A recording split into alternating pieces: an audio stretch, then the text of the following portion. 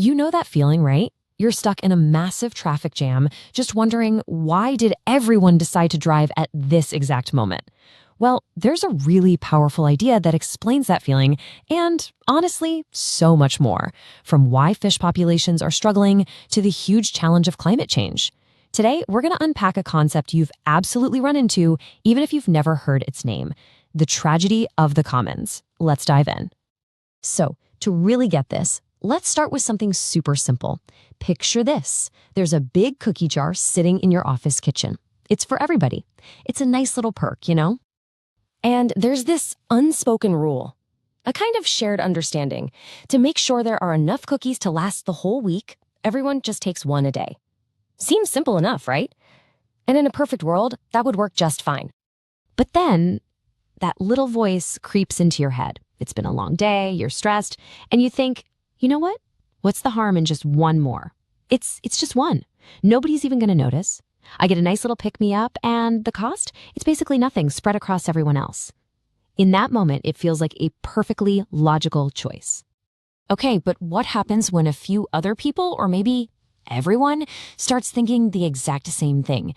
What happens to our friendly little cookie jar? The answer to that question, well, that's the key to understanding some of the biggest problems we face on a global scale. So yeah, this whole cookie jar problem isn't really about cookies. It's a perfect little model of what's known as the invisible trap. Let's really pull back the curtain and see what's going on here. The official name for this is the tragedy of the commons, an idea that was really brought into the spotlight by an ecologist named Garrett Hardin way back in 1968. It's basically any situation where a bunch of people share a resource, and each person, by doing what's best for them personally, ends up making things worse for everyone, and eventually destroying the resource itself. The cookie jar is our commons, and the empty jar, well, that's the tragedy. And this right here, this is the heart of it. It's a paradox, really. Taking one extra cookie is a totally rational choice for you. You get 100% of the delicious benefit. But when everyone makes that same rational choice, the outcome for the group is completely irrational. Suddenly, there are no more cookies for anyone. So what's really pushing us into this trap? It kind of boils down to these four things. First, you've got that rational self-interest. You get an immediate direct win from taking more. Second, the cost gets spread out, it's diffused. The tiny bit of harm you do feels insignificant. Third, we are just wired to focus on the short term. That cookie right now feels way more important than the possibility of cookies next week.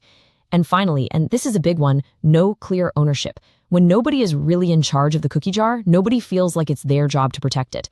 You put all four of those together, and you've got a recipe for a very powerful, very invisible trap. Okay, so this is way more than just a fun thought experiment. Let's scale up from the office kitchen and look at the classic example to see how this plays out in the real world with much, much bigger stakes. Hardin didn't actually use a cookie jar in his paper. His original story was about a group of herders all sharing a common pasture, an open field where anyone can let their cattle graze. Now let's look at the brutal logic of this situation. If one herder decides to add one more cow to the field, guess what? They get 100% of the profit from selling that cow. But the cost, that tiny bit of extra grass eaten, the slight degradation of the pasture, that cost is shared by everyone. So for the individual, the benefit is huge and immediate, and the cost is tiny and delayed. The rational choice for every single herder is to just keep adding more cows. And I think you can see exactly where that leads. And once you see this pattern, you start seeing it absolutely everywhere. Our oceans, that's a global commons, and overfishing is the tragedy. The Amazon rainforest, same thing. Clean air, a commons we all share.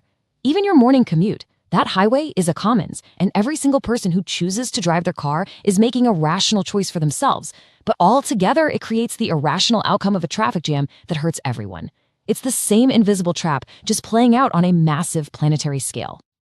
Okay, I know, this all sounds incredibly pessimistic, right? But here is the most important part of this whole conversation. The tragedy is a description of a problem, not a prediction of our destiny. It's a trap, yes, but there are ways to escape it. So let's circle all the way back to our cookie jar. The cookies are vanishing. How do we actually fix this? How do we protect our shared resource and make sure there is some left for tomorrow? Generally, there are two big ways to think about this. On the one hand, you've got top-down rules. This is where some authority, like the office manager or a government, steps in and creates formal regulations. Think fishing quotas or carbon taxes. On the other hand, you have bottom-up norms. This is about the community itself managing the resource. And what's really cool is that for a long time, people thought these were the only two options. But a Nobel-winning economist, Eleanor Ostrom, showed that communities are actually amazing at this. She found examples all over the world of local groups successfully managing everything from forests to irrigation systems, all without heavy government control. They build their own rules, create trust, and keep things sustainable. And it doesn't stop there. We've got other tools in the toolbox too. Technology and innovation are huge.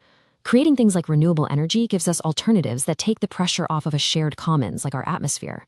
And maybe most importantly, there's the human element. Building a shared culture of ethics and responsibility. Getting people to want to protect the cookie jar, not because of some rule, but because they actually understand the value of thinking about the long term. So really, the big takeaway is this. What feels perfectly rational for one person can be absolutely devastating for the group. The only real way out of the trap is to change the game itself. We have to build systems that make individual self-interest line up with the collective good. And that's all about cooperation and learning to think beyond right now. And that leaves us with one last question, and this one's for you.